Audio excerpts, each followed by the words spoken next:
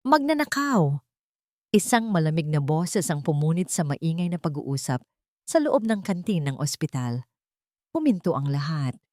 Ang mga kutsara ay lumutang sa ere. Hindi nakarating sa mga bibig na nakabukas.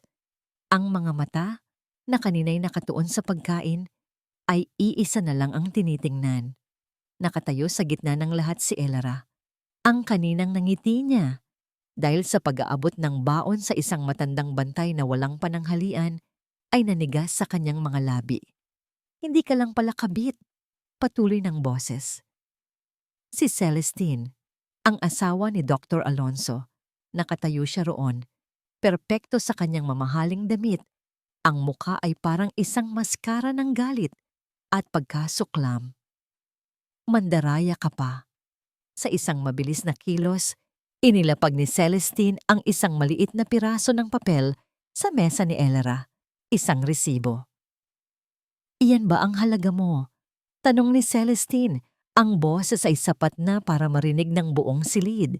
Isang kwintas na nagkakahalaga ng 3,000 piso? Ganyan ka ba kadesperada? Naramdaman ni Elara ang pag-akyat ng init sa kanyang mga pisngi.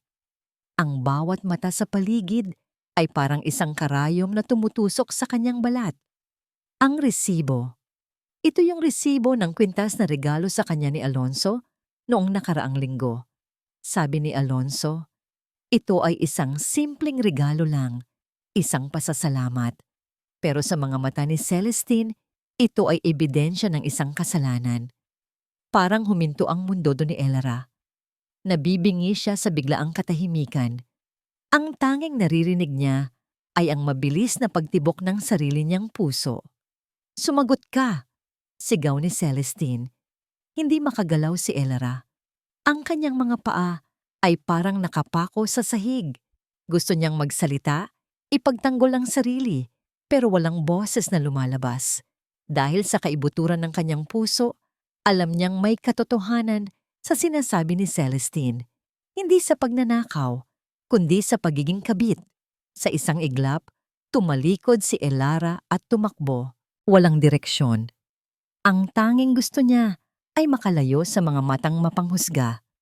Nilagpasan niya ang mga pasilyo ng ospital na kabisado niya. Pero ngayon, ang mga ito ay parang isang estrangherong lugar. Isa lang ang nasa isip niya. Si Alonso. Kailangan niya si Alonso. Nakita niya ito sa kanyang opisina. Nag-aayos ng mga papeles.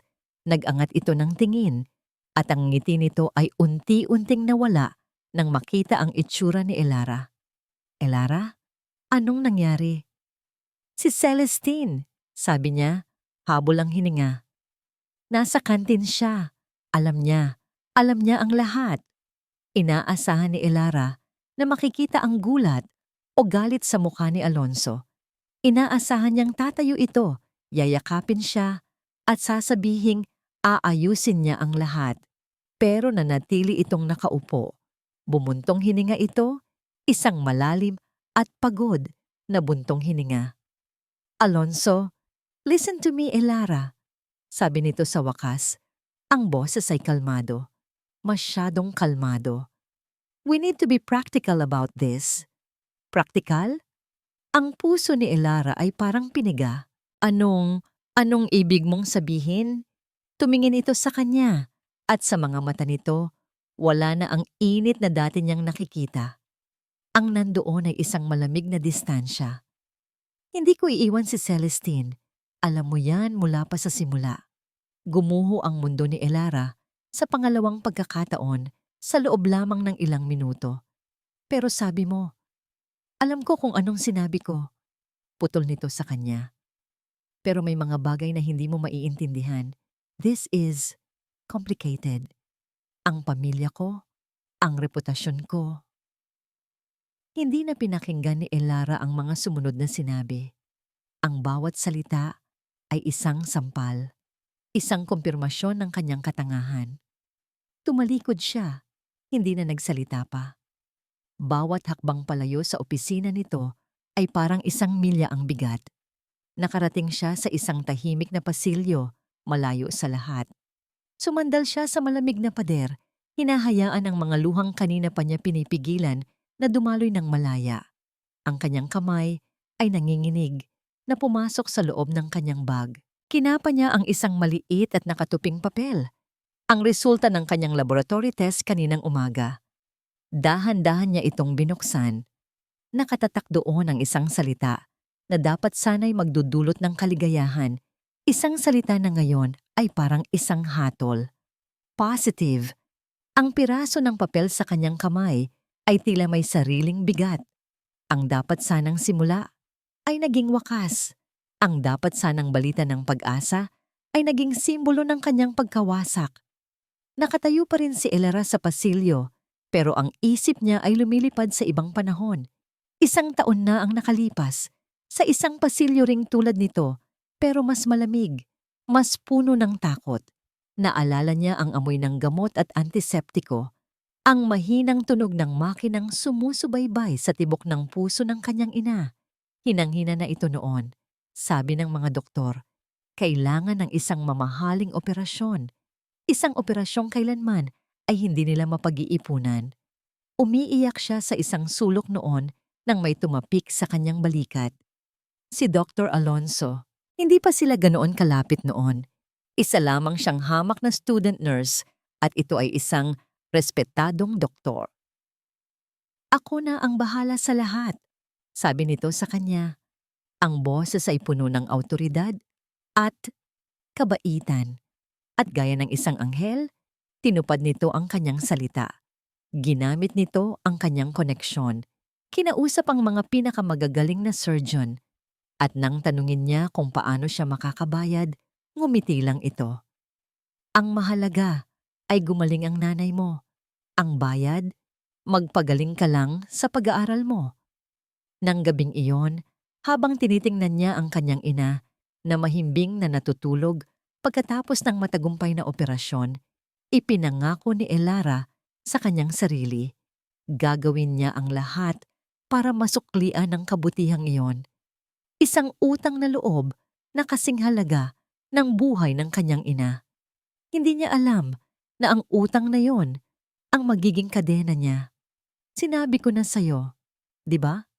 Ang boses ni Lina, ang kanyang kaibigan, ang pumutol sa kanyang pag-iisip. Nandito na siya sa maliit na apartment na tinutuluyan nila, nakaupo sa gilid ng kama. Si Lina ang tanging taong sinabihan niya ng lahat. Hey, nako Elara, sabi ni Lina. Umupo sa tabi niya at hinagod ang kanyang likod. Hindi utang na loob ang tawag dyan kung may hinihintay na kapalit. Hindi ko alam, Lina. Humigbi si Elara. Mabait siya sa simula. Akala ko totoo. Ang mga lalaking may asawa, laging mabait sa simula. Sagot ni Lina, may pait sa kanyang boses. Narinig ko sa mga tsismosa sa accounting. Ang kasal daw nila ni Celestine, parang business arrangement lang. Para daw yan sa pagsasanib ng mga pamilya nila. Kaya siguro naghahanap ng iba. Hindi na yun mahalaga ngayon. Kahit ano pa ang dahilan, isa lang ang resulta. Wasak siya. Biglang bumukas ang pinto ng kanilang kwarto. Pumasok ang nanay ni Elara, si Aling Tess. Magaling na ito ngayon, malakas na, at walang kamalay-malay sa bagong sakit na dumadapo sa puso ng kanyang anak. Hija, gabi na. Bakit hindi ka pa nagpapahinga? Sabi nito, may dalang isang baso ng mainit na gatas. Nag-aalala ako sa'yo. Mabuti na lang at nandyan si Dr. Alonso. Isa siyang anghel talaga.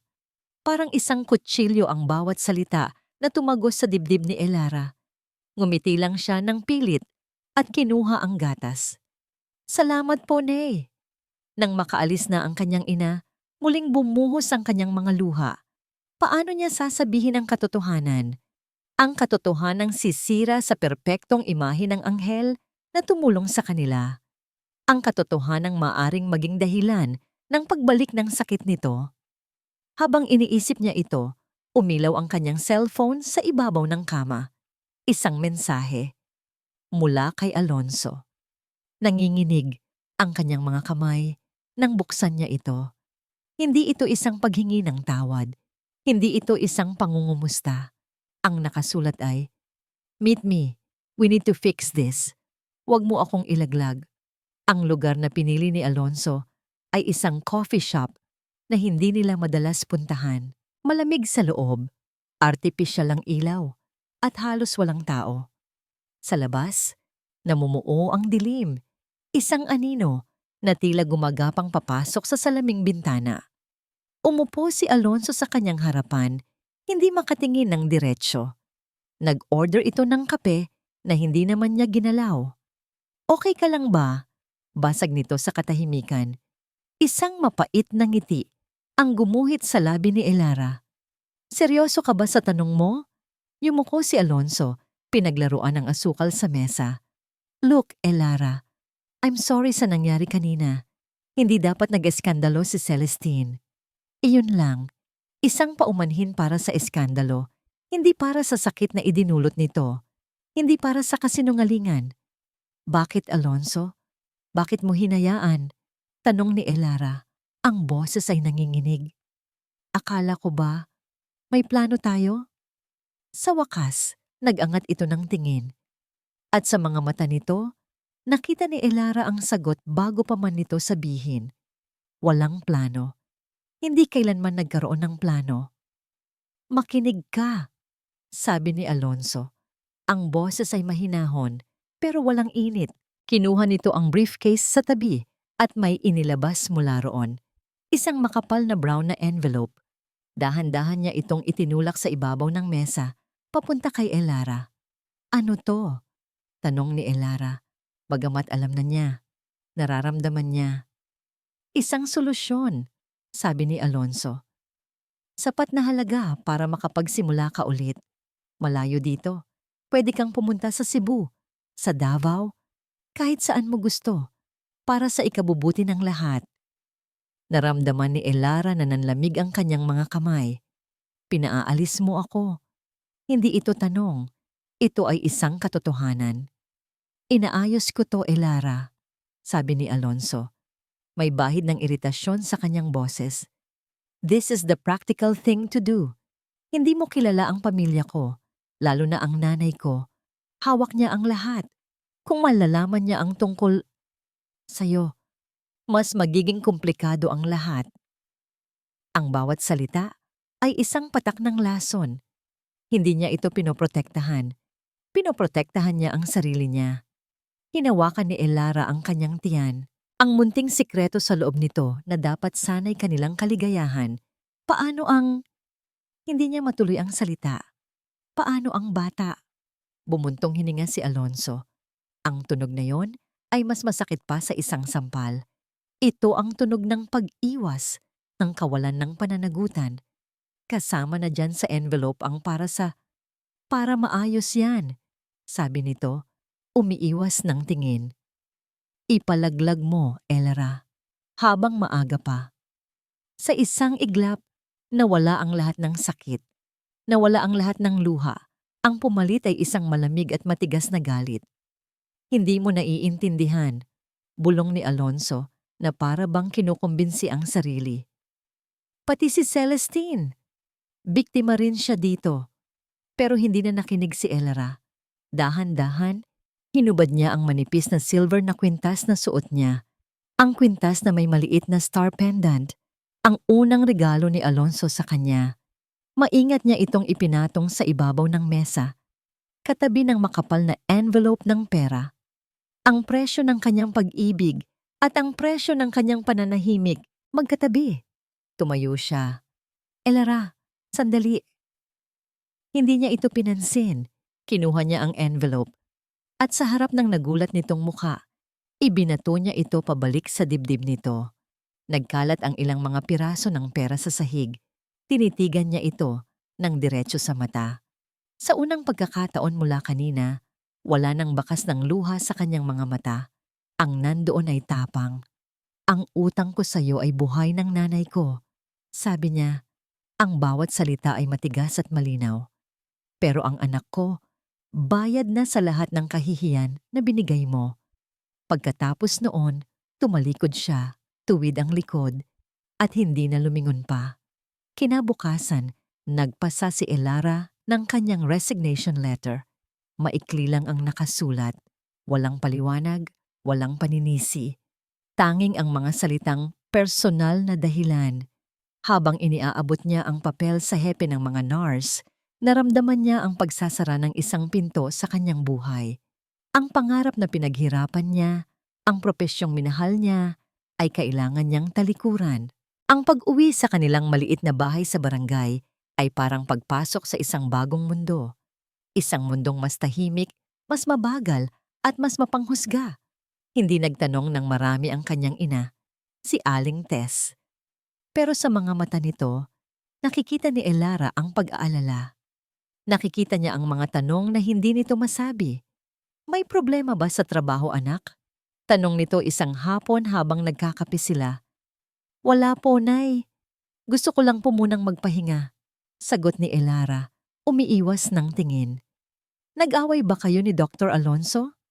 Sa pagbanggit ng pangalan na yon, parang may tumusok sa puso ni Elara. Umiling lang siya. Hindi po, Nay. Pagod lang po talaga ako.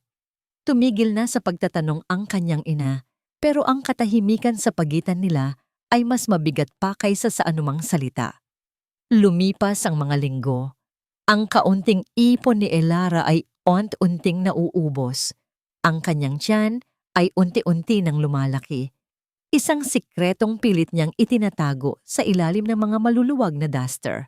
Kailangan niyang kumilos. Gamit ang kanyang kaalaman bilang nurse, nagsimula siyang mag-alok ng home service sa kanilang lugar. Pag-aalaga sa mga matatandang may sakit. Pag-aasikaso sa mga bedridden. Ang bayad ay hindi kalakihan, pero sapat na para may mailagay silang pagkain sa mesa. Isang gabi, pagkatapos ng isang mahabang araw ng pag-aasikaso sa isang pasyente, dumating si Lina na may dalang isang paper bag. Oh, ano to? Tanong ni Elara. Mga bitamina, sabi ni Lina. Inilabas ang ilang bote. At gatas para sa mga buntis. Huwag kang mag-alala. Free samples lang to mula sa ospital.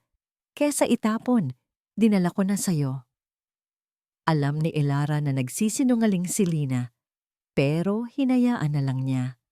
Sa mga sandaling iyon, ang kabutihan ng kanyang kaibigan ang tanging liwanag sa kanyang madilim na mundo.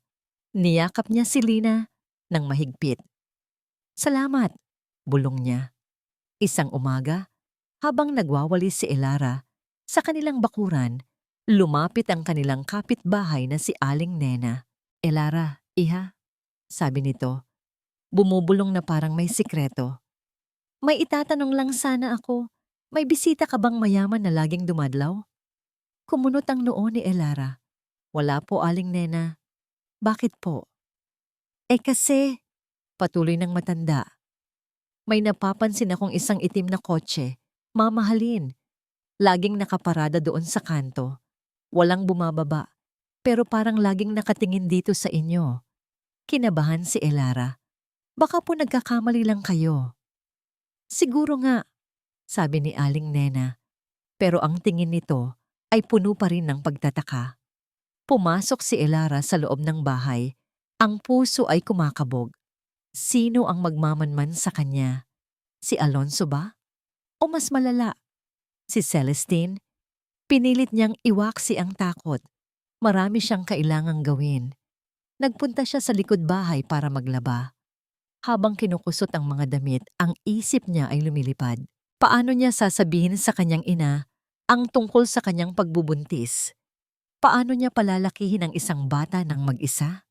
Sa gitna ng kanyang pag-iisip, may narinig siyang isang malakas na kalabog mula sa loob ng bahay. Binitiwan niya ang lahat at tumakbo papasok. At doon, nakita niya ang kanyang ina. Nakahandusay sa sahig, walang malay. Ang mundo ni Elara ay muling gumuho. Dinala nila si Aling Tess sa pinakamalapit na health center. Pagkatapos ng ilang pagsusuri, kinausap ng doktor si Elara. Ang puso ng nanay mo ay mahina pa rin dahil sa dati niyang operasyon. Sabi ng doktor, ang mukha ay seryoso. Mukhang may senyales na bumabalik ang dati niyang karamdaman. Kailangan niya ng masusing pagbabantay.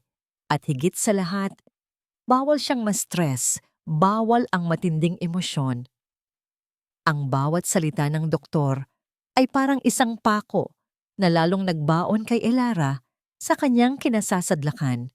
Ang katotohanang pilit niyang itinatago, ang katotohanang kailangan niyang sabihin, ay maaari na ngayong maging isang hatol na kamatayan para sa kanyang ina. 2 araw pagkatapos lumabas ng health center si Aling Tess, may isang kotseng itim at makintab ang huminto sa tapat ng kanilang maliit na bahay. Ang parehong kotse na ikinuwento ni Aling Nena. Bumukas ang pinto sa likuran at isang babaeng nakasuot ng eleganteng puting bestida ang lumabas. Kahit may edad na, ang tindig nito ay tuwid na tuwid. Ang bawat galaw ay may bigat ng kapangyarihan. Ang kanyang mukha, bagamat napapalibutan ng ilang guhit ng katandaan, ay pamilyar. Ito ang mukha na nakita ni Elara sa mga litrato sa opisina ni Alonso. Si Doña Esmeralda, ang ina ni Alonso. Naglalakad ito papunta sa kanilang bakuran na parang pag-aari niya ang lupaing tinatapakan. Ang kanyang mamahaling sapatos ay walang takot na lumubog sa maputik na daanan. Nasa labas si Elara noon, nagpapatuyo ng mga basahan. Natigilan siya. Ang kanyang puso ay nagsimulang tumibok ng napakabilis. Elara, hindi ba? Sabi ng matanda. Ang boses ay kalmado pero malamig, parang yelo. Hindi ito isang tanong, kundi isang pagkilala. Tumangulang si Elara. Wala siyang mahanap na salita. Ang mga mata ni Doña Esmeralda ay parang isang scanner. Sinusuri ang kabuuan niya. Mula sa kanyang gusot na duster hanggang sa kanyang pagod na mukha at huminto ito sa kanyang tiyan na bahagya ng umuumbok. Isang halos hindi mahahalata. Mapanuyang nangiti ang gumuhit sa labi nito. Pwede ba tayong mag-usap sa loob? Sabi nito. Walang nagawa si Elara, kundi ang papasukin ito. Nag-aalala siya na baka makita sila ng kanyang ina na kasalukuyang nagpapahinga sa silid. Sa loob ng kanilang munting sala, ang presensya ni Doña Esmeralda ay tila pumuno sa buong espasyo. Umupo ito sa kanilang lumang silyang yantok na para bang ito ay isang trono. Inilibot nito ang kanyang paningin sa kabahayan, mula sa mga lumang kurtina hanggang sa kupas na mga litrato sa dingding, at huminto ang tingin nito sa maliit na altar sa isang sulok kung saan nakalagay ang litrato ng yumaong ama ni Elara. Simple lang pala ang buhay ninyo, sabi nito. Hindi ito isang papuri. Ano po ang kailangan ninyo? Lakas loob na tanong ni Elara. Tumingin ito sa kanya ng diretsyo. Walang emosyon, walang awa. Alam ko na ang lahat, iha, tungkol sa'yo at sa dinadala mo. Nanlamig ang buong katawan ni Elara. Huwag kang mag-alala, patuloy ng matanda. Hindi ako naparito para mag-eskandalo.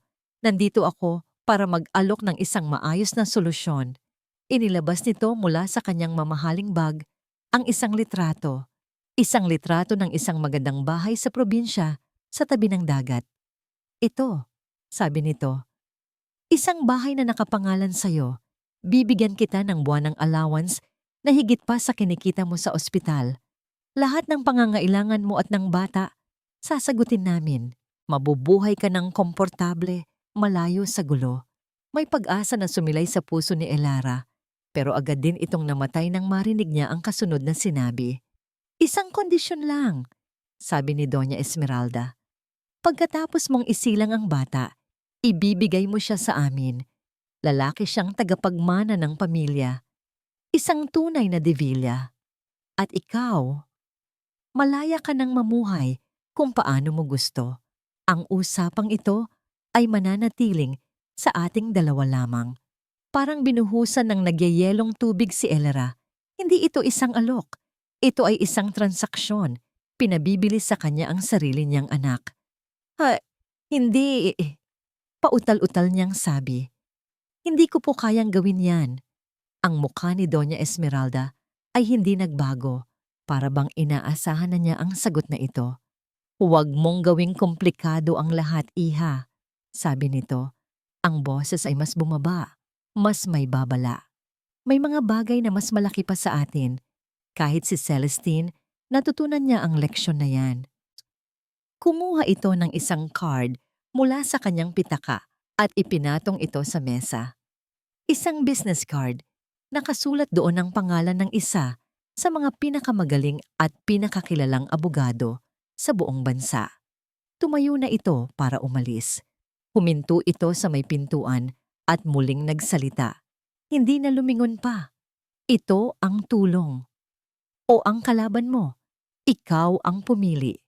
Sa kabilang dako ng syudad, sa loob ng isang mansyon na napapalibutan ng matataas na pader, ang katahimikan ay may sariling ingay. Ito ang mundo ni Celestine. Isang mundong malawak, malamig, at walang buhay.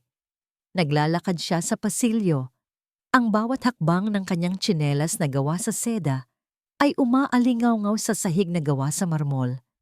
Walang direksyon ang kanyang paglalakad, tila isang multo sa sarili niyang tahanan. Huminto siya sa harap ng isang puting pinto sa dulo ng pasilyo. Isang pinto na laging nakasara. Dahan-dahan niya itong binuksan. Ang silid sa loob ay perpekto. Ang mga dingding ay may kulay na mapusyaw na asul. May isang kuna na gawa sa puting kahoy sa gitna. Ang mga laruan ay maayos na nakasalansan sa isang estante. Isang kompletong nursery. Isang nursery na hindi kailanman nagamit. Ang amoy sa loob ay pinaghalong amoy ng bagong pintura at ng manipis na alikabok. Pumasok si Celestine at hinaplos ang kuna. Malamig. Walang buhay. Naalala niya ang araw na ipinagawa niya ang silid na ito. 5 taon na ang nakalipas. Puno siya ng pag-asa noon. Puno ng pangarap na magiging isang ina. Ngunit lumipas ang mga taon at ang silid ay nanatiling walang laman. Naalala niya ang masakit na salita ng kanyang biyenan, si Doña Esmeralda, sa isang pagtitipon ng pamilya. Ang isang babae ay sinusukat sa kakayahan niyang magbigay ng tagapagmana. Sabi nito, hindi direkta sa kanya, pero sapat na para marinig at maintindihan niya. Kung wala iyon, ano pa ang silbi niya? Ang bawat pagbisita sa doktor, ang bawat test, ang bawat resulta na nagsasabing walang problema sa'yo, ay nagiging isang dagdag na patalim sa kanyang puso. Dahil kung walang problema sa kanya, kanino? Ang galit na ibinuhos niya kay Elara sa kantin. Hindi lang yun galit ng isang asawang niloko. Iyon ay galit ng isang babaeng ipinahiya, na ipinamukha ang sarili niyang kakulangan. Ang babaeng iyon, ang hamak na nurse na yon, ay nagtagumpay kung saan siya nabigo. Huminga siya ng malalim. Pilit iwinawaksi ang mga alaala. Lumapit siya sa estante ng mga laruan. Kinuha niya ang isang kabayong gawa sa kahoy. Naramdaman niya ang magaspang na alikabok sa kanyang maninipis na daliri. Ang kanyang mga mata ay walang emosyon, walang buhay. Bumalik siya sa kanilang master's bedroom. Ang silid na ibinabahagi nila ni Alonso na ngayon ay mas malamig pa kaysa sa isang libingan. Binuksan niya ang isang drawer sa ilalim ng cabinet ni Alonso, naghahanap ng kung ano, kahit siya ay hindi sigurado. Papel, dokumento, kahit anong magpapatunay na ang buhay niya ay hindi isang malaking kasinungalingan. At doon, sa ilalim ng mga lumang papeles, may nakita siyang isang folder. Nakasulat ang pangalan niya, Celestine de Villa. Nagtaka siya. Ito ang kanyang mga lumang medical records mula sa fertility clinic. Bakit ito naitago sa personal na gamit ni Alonso? Binuklat niya ang mga pamilyar na resulta ng pagsusuri. Mga numerong nagsasabing normal ang lahat sa kanya. Pero sa gitna ng mga papel, may isang nakatuping dokumento na halatang sinadyang isingit doon. Isang papel na hindi niya pa nakikita kailanman. Nanginginig ang kanyang mga kamay habang binubuksan niya ito. Ito ay resulta ng isang test, hindi sa kanya, kay Alonso. Binasa niya ang mga teknikal na salita hanggang sa natagpuan niya ang konklusyon sa pinakababa. Isang parirala sa wikang Ingles na tila sumunog sa kanyang mga mata. Diagnosis, male factor infertility. Hindi ito sa kanya. Kailanman ay hindi naging sa kanya. Kay Alonso ang problema. Isang kasinungalingan. Ang buong pamilya, De Villa, si Doña Esmeralda, at ang lalaking pinakasalan niya. Tinago nila ito sa kanya sa loob ng maraming taon. Hinayaan nilang pasanin niya ang sisi. Ang kahihiyan. Ang papel ay nagusot sa kanyang mga kamay na mahigpit na nakakuyom. Sa katahimikan ng malawak na silid, isang bagong damdamin ang isinilang sa puso ni Celestine. Hindi na ito lungkot. Ito ay purong galit. Lumipas ang mga buwan sa isang malabong panaginip ng paghihirap at pag-asa. At isang gabi, sa isang maliit at maingay na pampublikong lying-in clinic, ang lahat ng sakit ay nagwakas sa isang matinis na iyak. Ang unang yak ng sanggol ay parang isang himig sa pandinig ni Elara. Isang himig na naghugas sa lahat ng pait at takot na kanyang naramdaman. Lalaki, sabi ng komadrona. Ang nangiti ay abot-tenga. Habang inilalapag sa kanyang dibdib, ang isang maliit at kulubot na nilalang. Nang sandaling iyon, nawala ang lahat. Nawala si Alonso, nawala si Celestine, nawala si Doña Esmeralda. Ang tanging umiral ay ang init ng munting katawan sa kanyang balat, ang amoy ng bagong silang na sanggol, at ang tibok ng dalawang pusong ngayon ay iisa na ang ritmo. Hinaplos niya ang malambot nitong pisngi, tinitigan ang maliliit nitong mga daliri. Ang kanyang mga luha ay nagsimulang dumaloy, pero sa unang pagkakataon, sa loob ng mahabang panahon, ito ay mga luha ng purong kaligayahan. Marco, bulong niya, ang pangalan mo ay Marco. Si Lina ay naroon sa kanyang tabi, umiiyak din pero sa tuwa. Nang sumunod na araw, ang balita ay kumalat na sa kanilang barangay. At doon, nakita ni Elara ang isang uri ng yaman na hindi nabibili ng pera.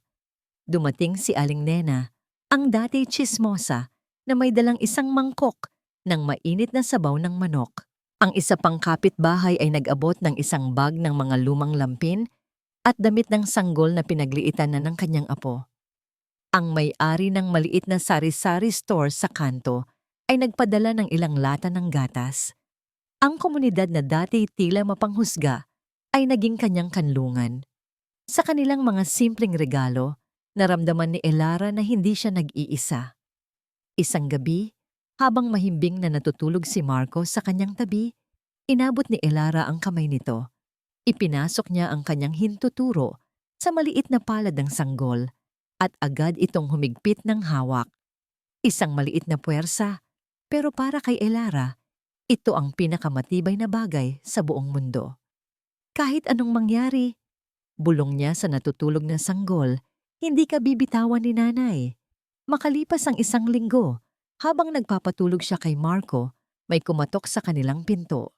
Isang delivery man. May dala itong isang malaking basket na nakabalot sa asul na ribbon.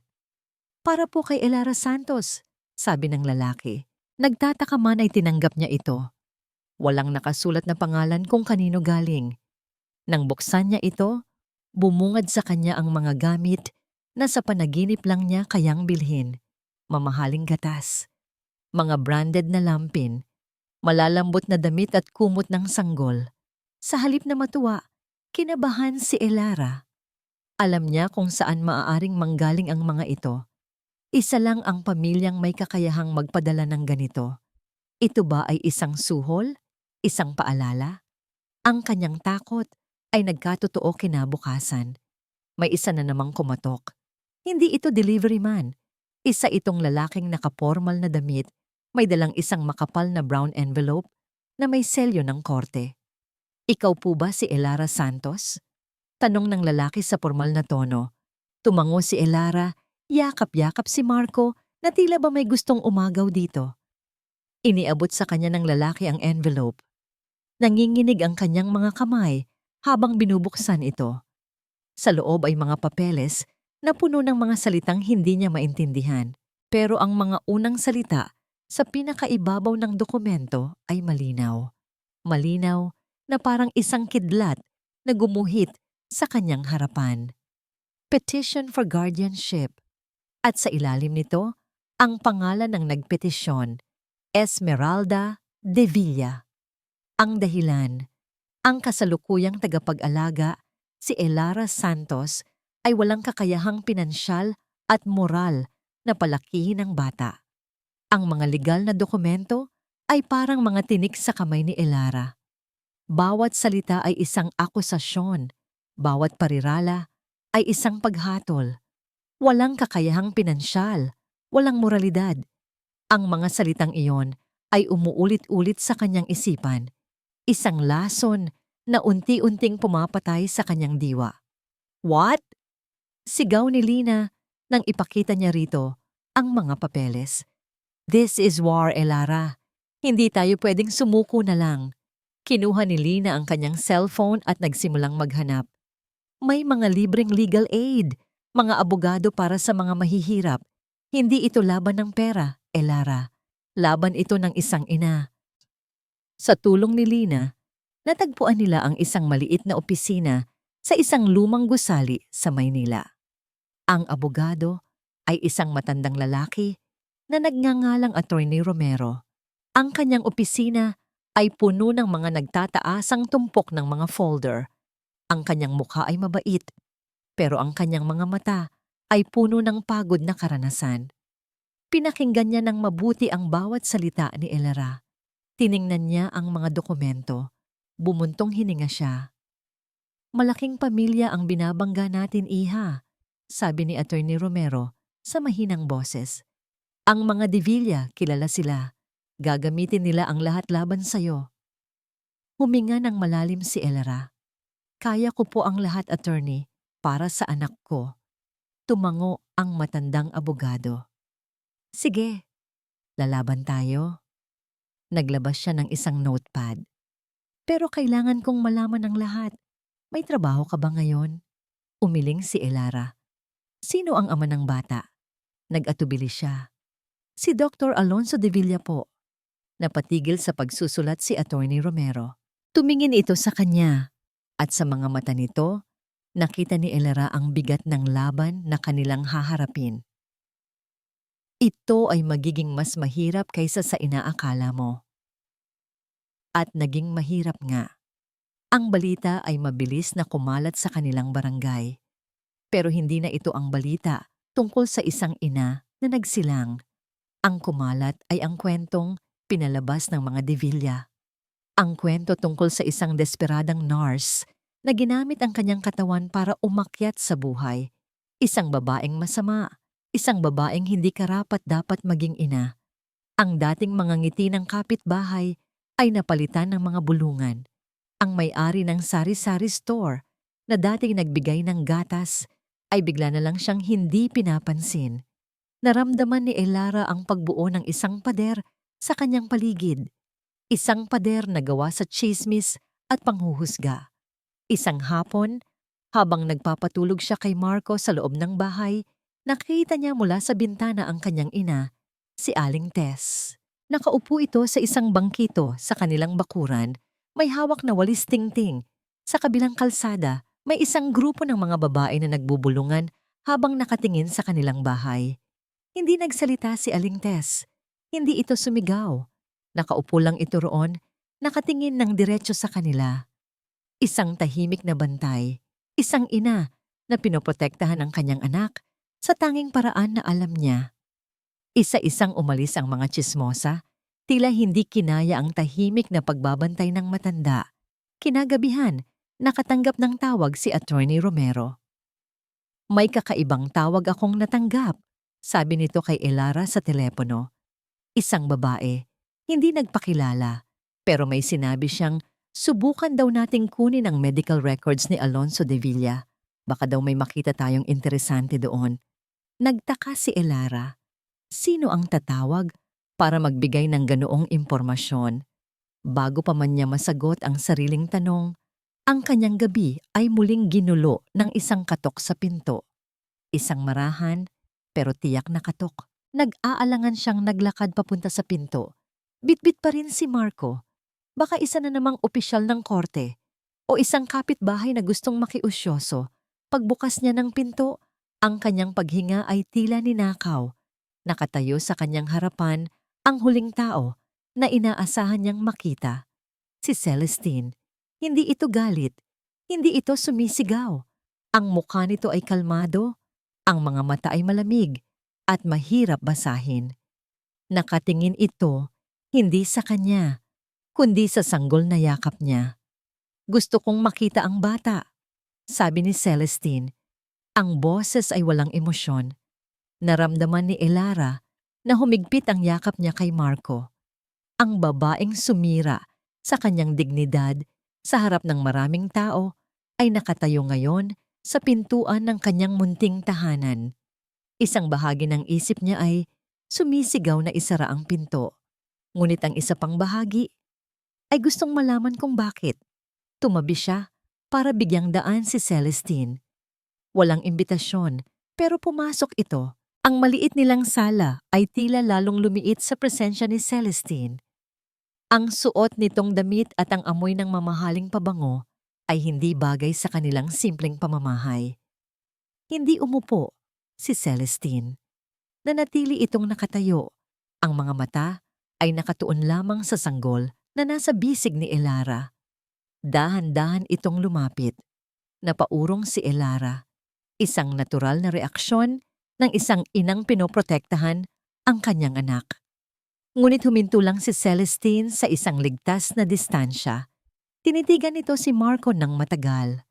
At sa ilalim ng ilaw ng kanilang mahinang bumbilya, nakita ni Elara ang mga mata ni Celestine. Hindi galit, hindi rin pagkasuklam.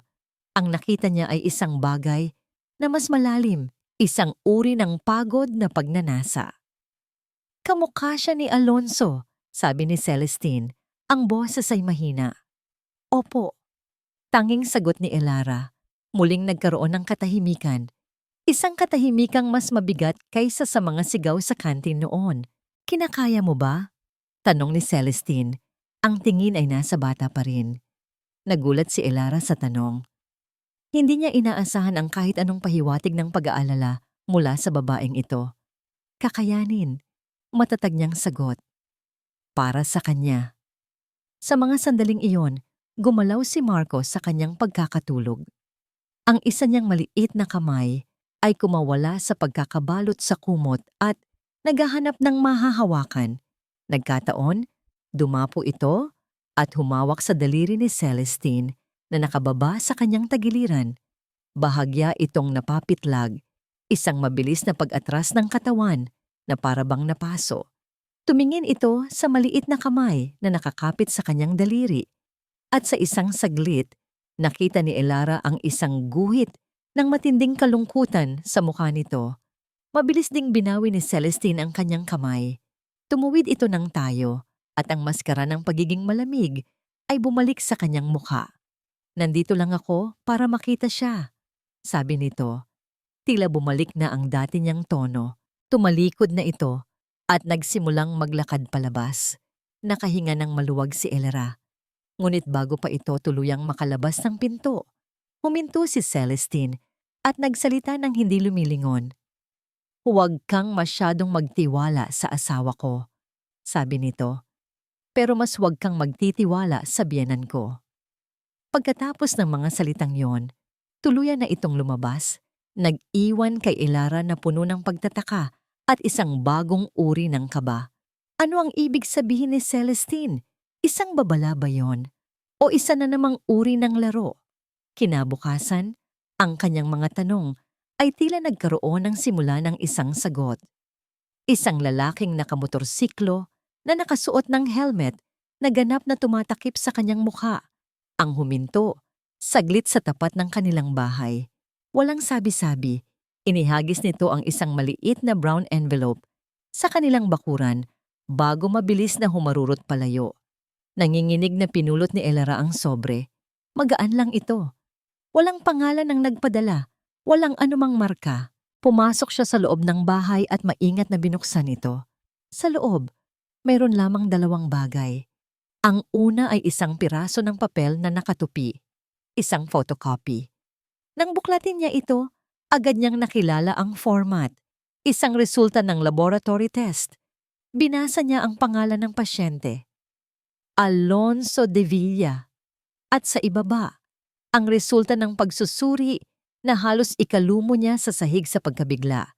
Isang resulta na sumasagot sa maraming tanong, isang resulta na maaring maging susi sa lahat. Ang pangalawang bagay sa loob ng sobre ay isang maliit na piraso ng papel na pinilas mula sa isang notepad. May nakasulat na 2 salita lamang, gamit ang isang eleganteng sulat kamay ng isang babae. Gamitin mo to. Kinabukasan, maagang-maaga pa ay kumatok na si Elara sa opisina ni Attorney Romero. Halos hindi siya nakatulog. Ang isip ay gulong-gulo sa kung ano ang ibig sabihin ng natanggap niyang dokumento. Inilatag niya ang photocopy sa mesa ng abogado. Saglit itong tinitigan ni Attorney Romero. Pagkatapos ay kinuha niya ang kanyang salamin at sinuri itong muli. Ang kaninang pagod niyang mukha ay biglang nagkaroon ng buhay. Saan mo nakuha ito? Tanong nito. Ang boses ay may halong pagkamangha at pananabik. May nagpadala lang po, sagot ni Elara. Ngumiti ang matandang abogado, isang nangiting matagal nang hindi nakikita ni Elara. Iha, hindi mo ba naiintindihan? Ito na, ito ang alas natin. Ano po ang ibig ninyong sabihin? Ang buong kaso nila ay nakasalalay sa ideyang ikaw ay isang babaeng masama at mandaraya. Paliwanag ni Attorney Romero. Pero ang papel na ito ang nagpapatunay na sila ang nagsinungaling. Sila ang nandaya. Itinago nila ang katotohanan sa kanilang sariling manugang. Anong klaseng moralidad meron ng pamilyang ganyan para mag-alaga ng isang bata? Sa unang pagkakataon, naramdaman ni Elara ang pag-asa. Isang tunay at matibay na pag-asa. May panlaban na sila.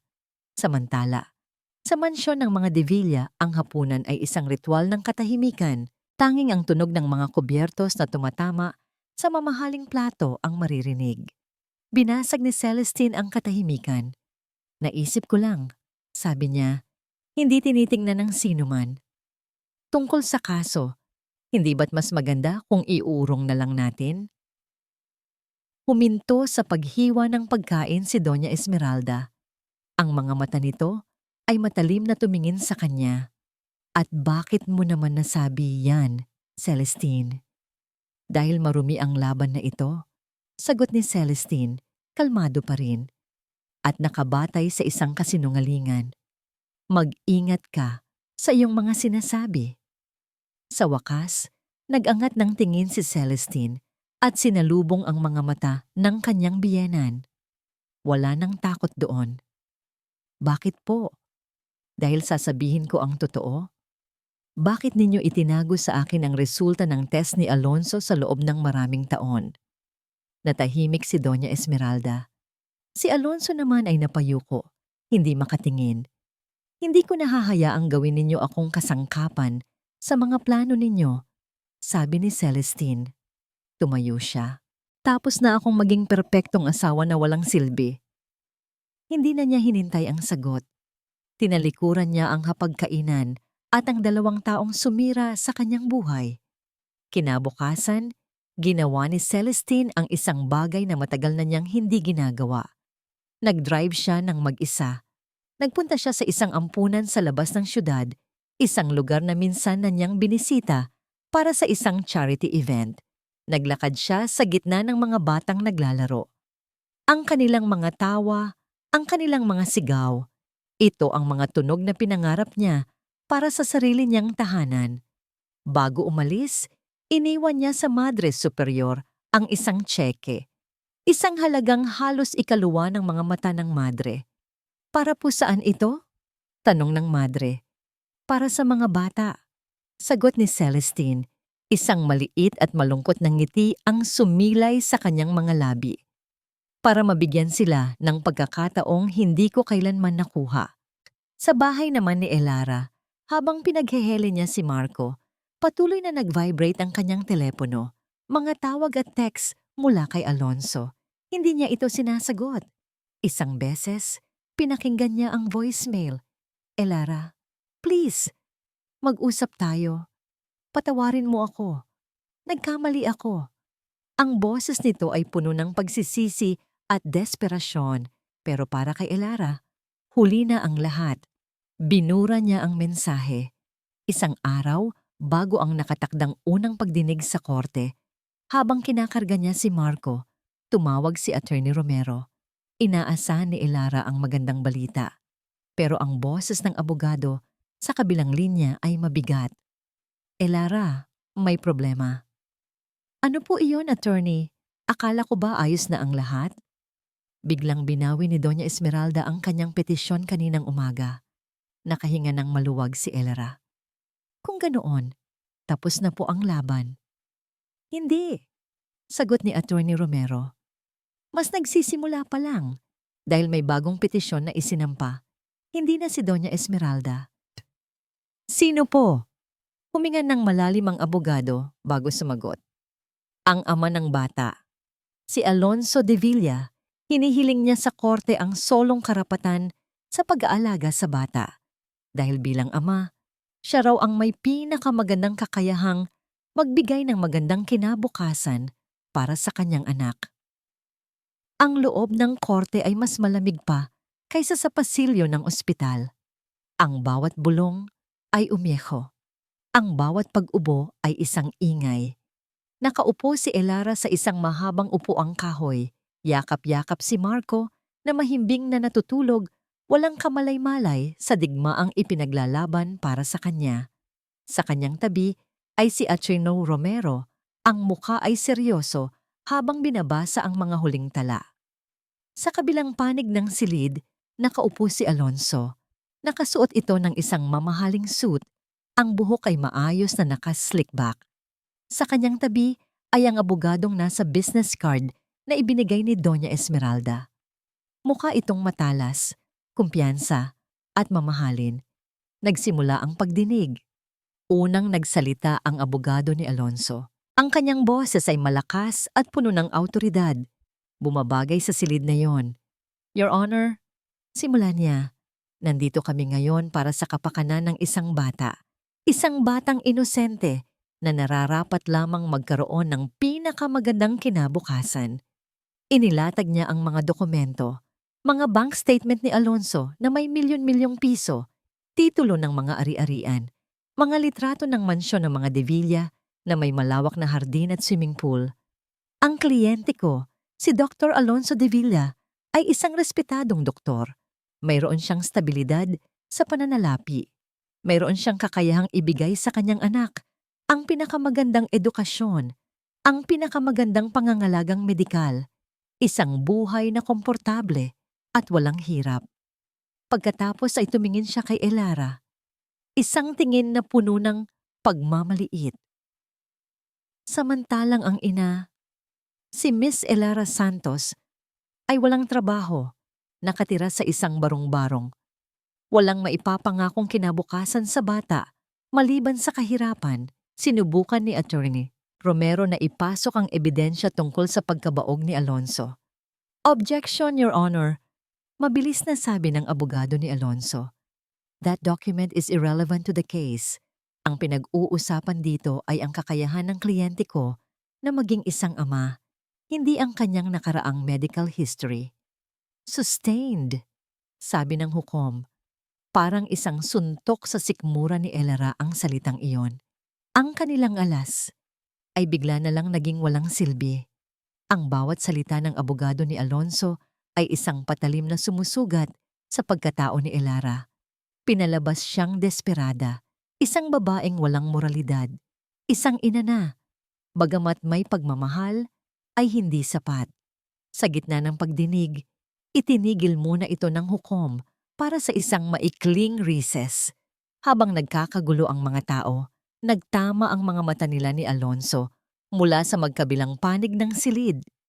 Nakita ni Elara sa mga mata nito ang isang bagay na hindi niya inaasahan. Pagsisisi. Isang mabilis na kislap ng sakit bago ito muling yumuko. Tila hindi kinaya ang bigat ng sariling tingin.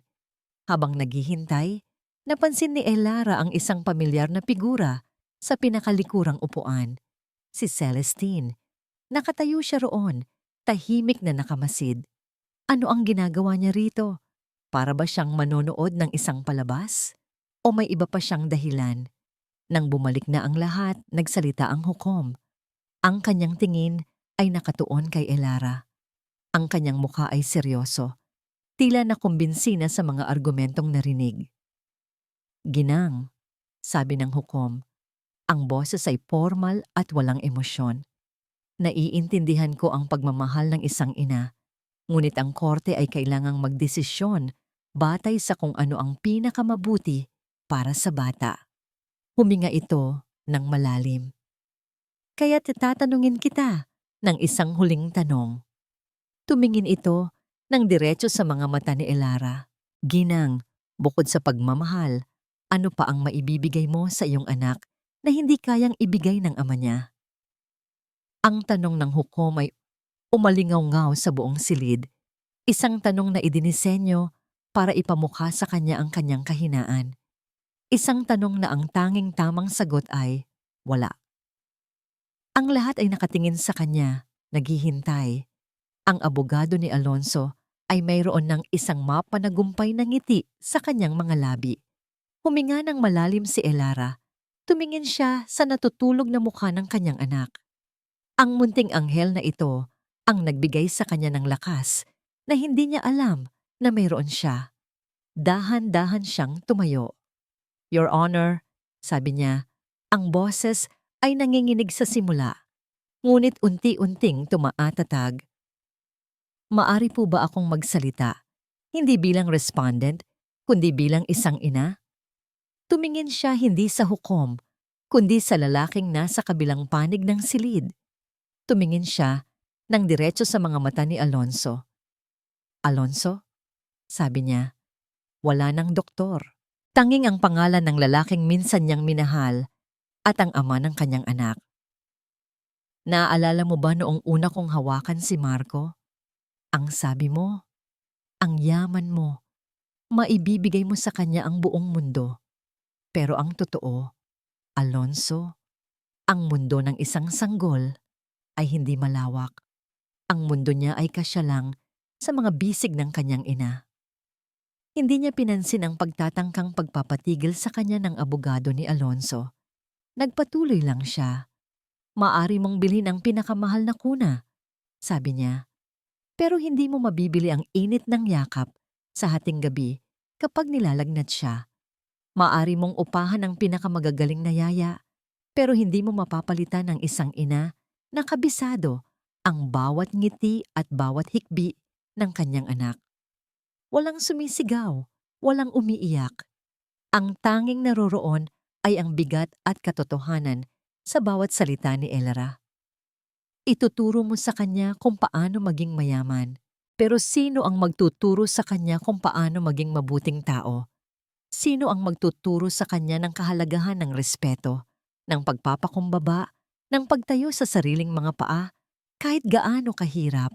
Tumingin siya sa paligid, sa mga matang nakatutok sa kanya. Ang kayamanan ay nauubos, ang kapangyarihan ay nawawala. Pero ang mga aral na ito, Alonso, ito ang mga bagay na hindi kayang bilhin ng pera mo. At ito ang mga bagay na tanging ako lang ang makapagbibigay sa kanya. Huminga siya ng malalim para sa kanyang huling mga salita. Ang kanyang mga mata ay muling bumalik kay Alonso. Kaya kong ibigay sa kanya ang isang bagay na hinding-hindi mo maibibigay. Ang kanyang boses ay bumaba. Naging isang bulong na puno ng kapangyarihan. Isang ina na hindi siya iiwan. Sa katahimikan na sumunod, isang upuan sa likuran, ang marahang tumunog. Tumayo si Celestine. Hindi niya tiningnan si Alonso. Hindi niya tiningnan ang hukom. Habang naglalakad siya palabas ng silid, dumaan siya sa likuran ni Elara. At sa pagdaan niya, bahagya siyang tumango. Isang tango na tanging si Elara lang ang nakakita. Isang tango ng pagkilala. Nang mawala na si Celestine sa pinto, Ibinalik ng lahat ang kanilang atensyon sa hukom, naghihintay ng desisyon. Ngunit bago pa man makapagsalita ang hukom, isang boses ang bumasag sa katahimikan, isang boses na garalgal at puno ng pagkatalo. Binabawi ko na po ang kaso. Lahat ay napatingin kay Alonso. Nakatayo ito, ang kanyang mga balikat ay bagsak. Ang kanyang mamahaling suit ay tila naging maluwag. Nakatingin ito kay Elara, ang kanyang mga mata ay puno ng luha. Ibinibigay ko na po sa kanya ang aking anak. Ang paglabas mula sa korte ay parang paggising mula sa isang masamang panaginip. Ang sikat ng araw sa labas ay tila mas maliwanag. Ang hangin ay tila mas sariwa. Naramdaman ni Elara na gumaan ang isang mabigat na bagay na matagal nang nakadagan sa kanyang dibdib. "Elara! Sandali!" Ang tawag ni Alonso ang nagpatigil sa kanya. Lumingon siya. Papalapit ito mag-isa. Ang kumpiyansa nito kanina ay ganap nang nawala. "Gusto ko lang," nagsimula ito, pero hindi makahanap ng mga tamang salita. "Patawarin mo ako." 3 salita. Mga salitang dapat sana ay sinabi niya noon pa. Tinitigan lang siya ni Elara. Ang galit na dati niyang nararamdaman ay napalitan na ng isang uri ng pagod na awa. "Sinubukan kong maging matapang," sabi ni Alonso. Ang boses ay basag. "Pero takot ako, Elara. Takot ako sa nanay ko. Takot akong mawala ang lahat. Pero kanina, sa loob, mas natakot akong maging katulad niya." Hindi sumagot si Elara. Ano pa ba ang sasabihin? "Hindi ko hinihiling na bumalik ka sa akin," patuloy nito. "At hindi ko hihilingin na patawarin mo ako ngayon. Pero sana balang araw, hayaan mo akong maging bahagi ng buhay ni Marco, kahit bilang isang kaibigan lang." Tumango si Elara. Isang maliit at mabagal na tango para sa kanyang anak. "Maging mabuti kang tao, Alonso," sabi niya sa wakas. Ang kanyang boses ay mahinahon. "Para sa sarili mo." Iyon lang at tumalikod na siya. Kasama si Attorney Romero at ang natutulog na si Marco. Naglakad sila palayo. Iniwan si Alonso na nakatayo mag-isa sa ilalim ng araw. Sa kabilang bahagi ng lungsod, sa isang opisina ng abogado na may tanawin ng buong syudad, nilagdaan ni Celestine ang isang dokumento. Petition for annulment. Pagkatapos niyang pumirma, naramdaman niya ang isang kalayaan na hindi niya naramdaman sa loob ng maraming taon. Hindi ito masaya. Hindi rin ito malungkot. Ito ay tahimik. Sa pag-uwi ni Elara sa kanilang barangay, ang balita ay nauna na sa kanya. Ang mga kapitbahay na dati umiiwas ay lumabas para salubungin siya. Ang kanilang mga mukha ay puno ng hiya, pero meron ding paghanga. "Pasensya ka na, iha," sabi ni Aling Nena. "Nagkamali kami ng husga sa'yo." Ngumiti lang si Elara. Hindi sila nagkaroon ng malaking selebrasyon. Ang tanging ginawa nila ni Lina ay pumunta sa dati nilang kinakainan, ang karinderya, malapit sa ospital. Umorder sila ng 2 malaking mangkok ng mainit na mami. Habang kumakain, tumawa sila. Hindi malakas. Isang tawa lang na puno ng ginhawa. Isang tawa na nagsasabing, "Nalagpasan natin ito." Pag-uwi niya sa bahay, nadatnan niyang gising ang kanyang ina. Nakaupo ito sa sala, naghihintay. "Nanalo kayo, anak?" tanong ni Aling Tess. Tumango si Elara. Nagsimulang umiyak ang matanda. "Anak, patawarin mo ako." "Nay, para saan po?" "Nabulag ako sa utang na loob," sabi nito sa gitna ng mga hikbi. "Hindi ko nakita ang paghihirap mo. Dapat pinrotektahan kita. Patawarin mo ang nanay." Niyakap ni Elara ang kanyang ina. At sa yakap na yon, naramdaman niya ang tunay na paghilom. Makalipas ang ilang linggo, nakatanggap siya ng isang sulat mula sa bangko. Isang opisyal na dokumento na nagsasabing isang trust fund account ang binuksan para sa edukasyon ni Marco. Sapat ang pondo para makapagtapos siya hanggang kolehiyo. Ang account ay anonymous. Walang pangalan kung kanino galing, pero alam ni Elara kung kanino. Maaaring galing kay Alonso na nagsisisi, o marahil mula sa isang babaeng naghahanap din ng sarili niyang kapatawaran. Hindi na yon mahalaga. Ang mahalaga, malaya na sila. 1 taon ang lumipas. Ang hangin na umiihip sa maliit na community clinic sa kanilang barangay ay pamilyar. Amoy alcohol, amoy gamot, pero higit sa lahat, amoy pag-asa. Dito ngayon nagtatrabaho si Elara.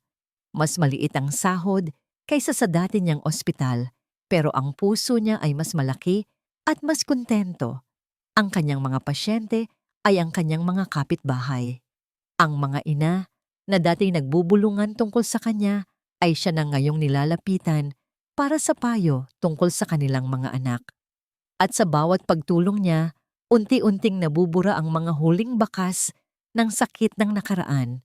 Ang kanyang buhay ay simple na ngayon. Pagkatapos ng trabaho, uuwi siya sa kanilang bahay kung saan naghihintay ang kanyang ina at ang isang munting sinag ng araw na nagbibigay liwanag sa kanyang buong mundo. Iyon ang unang salitang sinubukan ni Marco na sabihin. At para kay Elara, mas matamis pa yon sa kahit anong musika. Isang hapon, habang naglalaro sila sa kanilang munting sala, dahan-dahang tumayo si Marco, kumakapit sa gilid ng isang upuan. Binitiwan niya ito, humakbang ng 1, 2, 3. Bago ito tuluyang matumba, nasalo siya ng mga bisig ni Elara.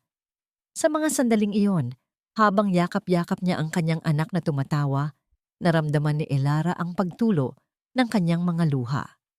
Mga luha ng kagalakan na hindi niya akalaing mararamdaman niya pa. Ang bawat hirap, bawat kahihiyan, lahat ay naglaho. Ang natira na lang ay ang purong pagmamahal para sa batang nasa kanyang mga kamay. Sa ibang dako, natagpuan din ni Celestine ang kanyang sariling paraan para maghilom. Pagkatapos ng annulment, ginamit niya ang malaking bahagi ng kanyang yaman para magtayo ng isang foundation. Tinawag niya itong Pag-asa. Isang foundation na tumutulong sa mga single mothers na walang matakbuhan. Nagbibigay ito ng legal na tulong, suportang pinansyal, at kanlungan. Ang dating malalamig niyang mansyon ay naging opisina ng foundation. Ang katahimikan ay napalitan ng mga boses ng mga babaeng lumalaban at ng iyak at tawa ng kanilang mga anak. Nakahanap ng bagong kahulugan ng kanyang buhay, hindi sa pagiging asawa o ina, kundi sa pagiging pag-asa para sa iba. Isang araw, nakatanggap si Elara ng isang postcard sa koreo. Walang pangalan ng nagpadala.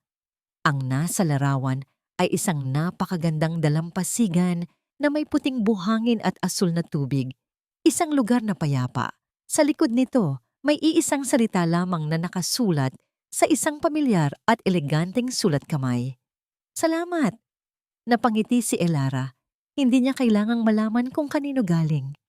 Alam na ng puso niya. Itinabi niya ang postcard sa isang maliit na baul kung saan niya itinatago ang mga mahahalagang alaala niya. Nang hapong iyon, habang papalubog ang araw at nagkukulay kahelang langit, umupo si Elara sa kanilang munting balkonahe. Karga-karga si Marco. Magkasama nilang pinanood ang pagtatapos ng isang araw at ang pangako ng isang bagong umaga. Payapa na ang kanyang puso. Buo na siyang muli. 5 taon ang lumipas. Ang sikat ng araw na tumatagos sa bintana ng kanilang munting bahay ay ginintuan. Nakaupo sa sahig si Elara, sa tabi ng isang batang lalaking seryosong nakatutok sa hawak niyang papel at lapis. "Ganito, anak," sabi ni Elara. Hinawakan ng kamay ng bata at marahang iginuhit ang mga letra. C.O. Marco! Masayang sabi ng bata, tinitingnan ang pangalan na nabuo nila. Ngumiti si Elara. Sa edad na 6 na taon, si Marco ay isang bibo at matalinong bata. Ang kanyang mga mata ay puno ng kuryosidad at ang kanyang tawa ay ang musika na bumubuo sa araw-araw na buhay ni Elara. Minsan, kapag tinititigan niya ang kanyang anak, nakikita niya ang anino ni Alonso, ngunit hindi na ito nagdudulot ng sakit. Ang nakikita niya na lang ay ang isang bahagi ng lalaking minsan niyang minahal, ang bahaging mabuti, na ngayon ay nabubuhay sa anyo ng kanyang anak. Nagpaalam si Alonso na mangibang bansa pagkatapos ng kaso. Minsan, nagpapadala ito ng mga sulat at regalo para kay Marco. Hindi ipinagkait ni Elara ang mga iyon. Naniniwala siyang karapatan ng kanyang anak na malaman na kahit sa malayo, mayroon siyang isang ama na nag-iisip sa kanya. Natutunan na ba niyang magpatawad? Oo. Napatawad na niya si Alonso, hindi dahil nakalimutan na niya ang sakit, kundi dahil naiintindihan na niya ang kahinaan nito. Napatawad na niya si Celestine dahil sa likod ng galit nito noon ay isang pusong sugatan din, katulad ng sa kanya. At ang pinakamahalaga sa lahat, napatawad na niya ang kanyang sarili. Ang batang Elara na nabulag sa utang na loob, na nagkamali sa pag-ibig. Matagal na niya itong niyakap at pinalaya. May kumatok sa pinto. Si Lina, na may dalang isang supot ng pandesal. Aba, ang aga ninyong nag-aaral bati nito. Tita Lina, sigaw ni Marco, at tumakbo para yumakap sa kanyang ninang. Habang nagkakape sila sa kusina, tinanong ni Lina, "Masaya ka ba, La?" Tumingin si Elara kay Marco na masayang kumakain ng pandesal. Tumingin siya sa paligid ng kanilang simpleng tahanan na puno ng pagmamahal. Ngumiti siya, isang ngiting payapa, isang nangiting buo. "Oo, na," sagot niya. "Masaya ako." Hindi niya kailangan ng mansyon. Hindi niya kailangan ng kayamanan. Ang kapayapaan na matagal niyang hinanap ay hindi pala matatagpuan sa labas. Ito ay nasa loob. Nasa pagtanggap sa nakaraan. Nasa pagyakap sa kasalukuyan. At sa pagiging sapat para sa kanyang sarili at para sa kanyang anak. Ang kwento ni Elara ay hindi tungkol sa isang perpektong buhay. Ito ay tungkol sa paghahanap ng lakas sa gitna ng kahinaan. Ito ay tungkol sa pagbangon mula sa pagkakalugmok, hindi para sa paghihiganti, kundi para sa karapatang maging masaya at buo muli. Dahil ang tunay na halaga ng isang babae ay hindi nasusukat sa mga pagkakamali na kanyang nagawa, kundi sa tapang niyang itama ang mga ito at sa pag-ibig na kaya niyang ibigay kahit pa siya mismo ay minsay nawasak.